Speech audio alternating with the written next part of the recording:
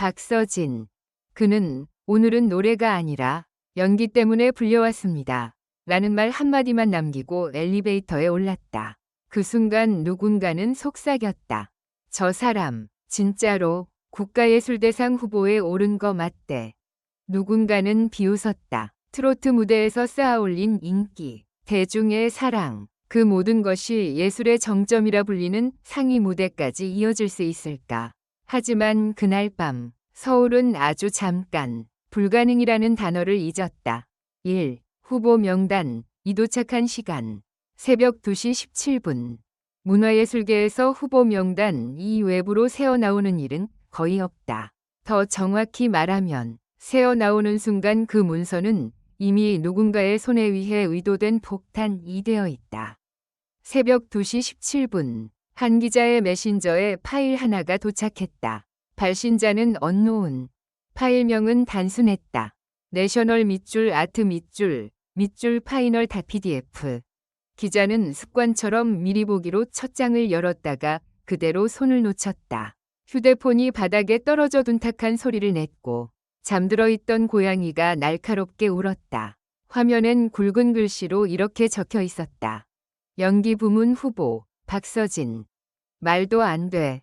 기자는 중얼거렸고 동시에 두 가지 생각이 머릿속을 찢었다. 첫째, 이건 특종이다.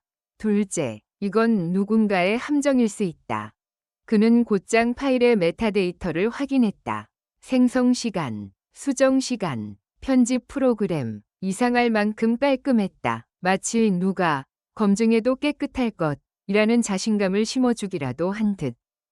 그때 또 다른 알림이 떴다. 기사 쓰지 마세요. 쓰면 누군가 다칩니다. 짧고 차가운 경고. 그리고 바로 다음 메시지. 그래도 쓰고 싶다면 박서진에게 먼저 물어보세요. 그는 지금 숨기고 있습니다. 숨기고 있다? 무엇을? 기자는 답장을 보내려다 멈췄다. 발신자는 이미 사라져 있었다. 대화창엔 텅 빈 회색만 남았다. 2. 박서진의 연기는 언제 시작됐나? 사람들이 기억하는 박서진은 무대 위에서 웃고 때로는 울고 노래로 분위기를 휘어잡는 가수였다. 그러나 업계에는 오래전부터 이상한 소문이 있었다. 그 사람, 카메라가 꺼져도 연기를 한다. 처음엔 농담이었다. 방송에서 너무 익숙해진 사람 특유의 습관, 혹은 이미지 관리 정도로 치부됐다. 그런데 점점 목격담이 늘어났다. 대기실에서 스태프가 실수로 넘어뜨린 조명을 보자 박서진이 먼저 다가가 손을 잡아주며 말했다고 했다. 괜찮아요. 누구나 넘어져요. 중요한 건 다시 서는 거죠. 그 말이 너무 대본 같았다는 것이다. 팬사인회에서 한 팬이 울먹이자 그는 손등을 살짝 쥐고 고개를 기울이며 아주 느리게 마치 화면 속 장면처럼 말을 꺼냈다고 했다. 울지 마요. 당신의 오늘이 나의 무대보다 더 소중하니까. 모두가 감동했지만 어떤 사람은 소름이 돋았다고 했다. 진짜 감정인지 완벽한 연기인지 구분이 되지 않아서. 그런데도 대중은 그를 사랑했다. 진짜든 연기든 감동이면 됐다는 분위기였다. 문제는 국가예술대상이라는 이름이 등장한 순간부터였다. 그 상은 감동만으로는 오를 수 없는 자리였다.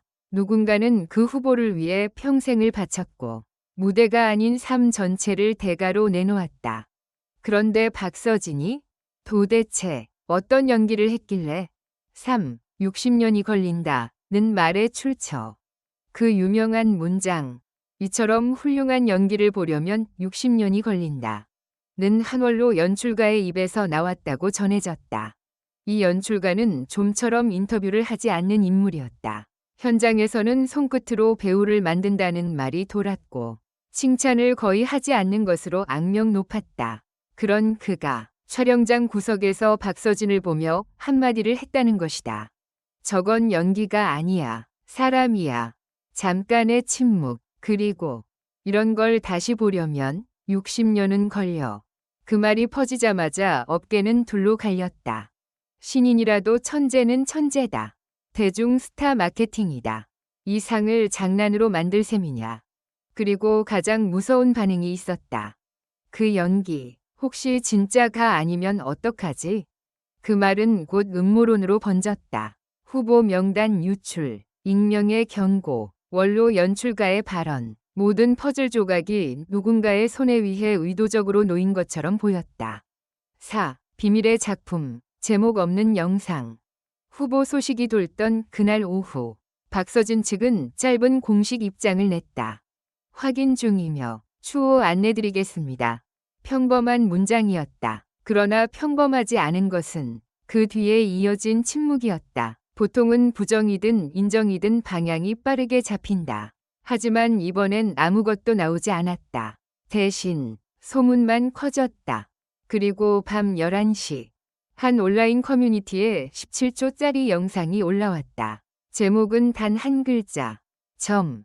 영상 속엔 박서진이 있었다. 세트도 조명도 화려하지 않았다. 카메라는 마치 몰래 찍은 것처럼 흔들렸고 화면에는 누군가의 숨소리까지 들어갔다.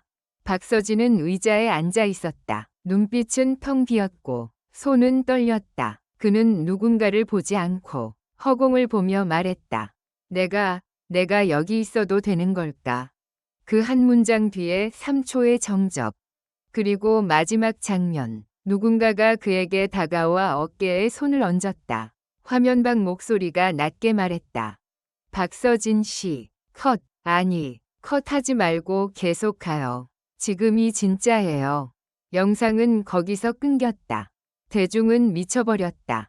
연기냐, 현실이냐, 대본이냐, 고백이냐. 댓글은 두 갈래로 폭발했다. 저게 연기면 배우들 다 울어야 한다. 저건 위험하다. 사람의 마음을 훔치는 연기다. 그리고 또 다른 댓글이 있었다. 단 한 줄. 저 장면 원래 공개되면 안 됐는데. 오. 기자의 방문. 그리고 잠겨있는 방. 후보 명단을 받은 기자는 결국 박서진을 찾아갔다. 그가 있는 곳은 서울 외곽의 작은 연습실이었다. 대형 기획사 빌딩이 아니라 방음제가 여기저기 뜯겨나간 오래된 건물 3층. 문 앞에는 종이가 붙어 있었다. 녹음 중. 노크하지 마세요. 하지만 안에서는 노래소리가 아니라 이상하게도 대사가 흘러나왔다. 당신은 왜 웃고 있죠? 웃고 싶어서요. 거짓말이네요. 그럼 당신은요? 왜 울고 있죠?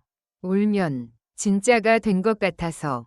기자는 숨을 삼켰다. 문틈 사이로 새어나오는 목소리는 생생했고 누군가의 삶을 벗겨내는 칼날 같았다.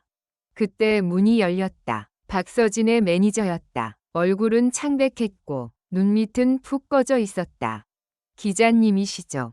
박서진 씨 만나러 왔습니다. 매니저는 잠깐 망설이다가 말했다. 지금은 안 됩니다. 안에 들어가면 기자님도 흔들릴 거예요. 무슨 말입니까? 매니저는 낮게 웃었다. 웃음이라기보다 체념이었다. 박서진 씨가 연기하는 게 아니라 연기가 박서진 씨를 연기하고 있어요. 기자는 그 말이 너무 이상해서 오히려 발을 들였다. 매니저가 막으려 했지만 이미 늦었다. 연습실 안쪽 작은 방 하나가 있었다. 문에는 자물쇠가 걸려 있었다. 그 자물쇠가 흔들리며 작은 금속 소리를 냈다. 마치 안에서 누군가 문을 두드리는 것처럼. 기자는 물었다. 저 방에 뭐가 있죠?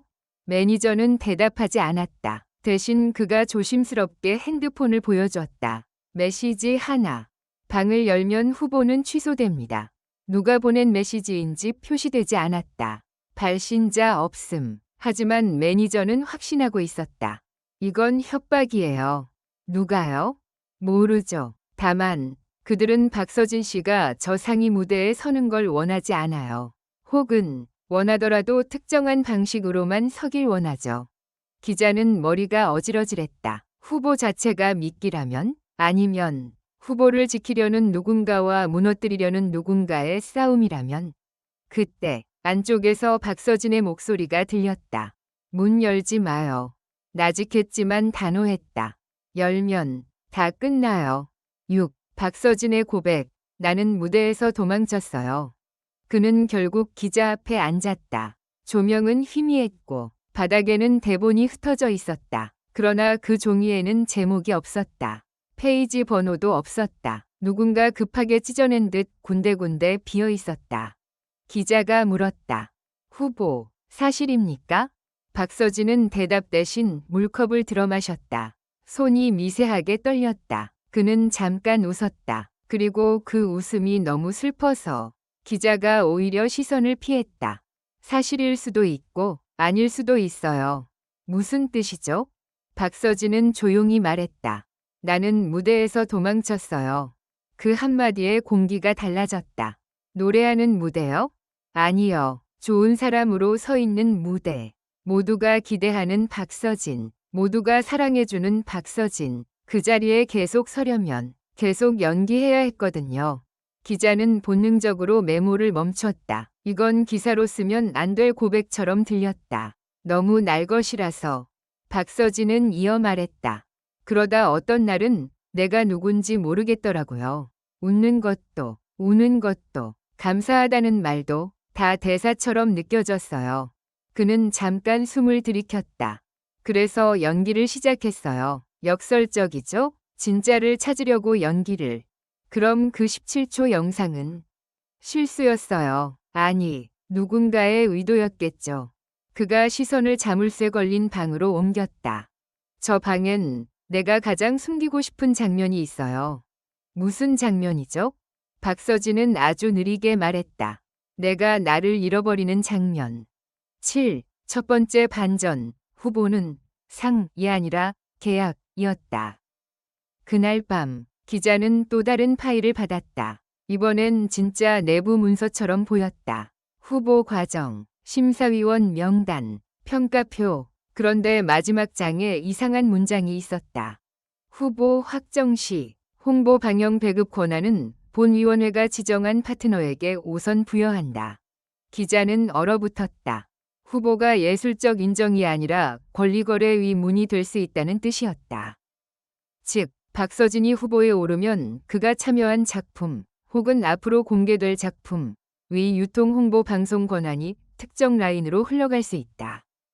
그리고 그 권리의 중심에 있는 게 바로 잠겨있는 방 위 영상이라면 그 순간 모든 게 연결됐다.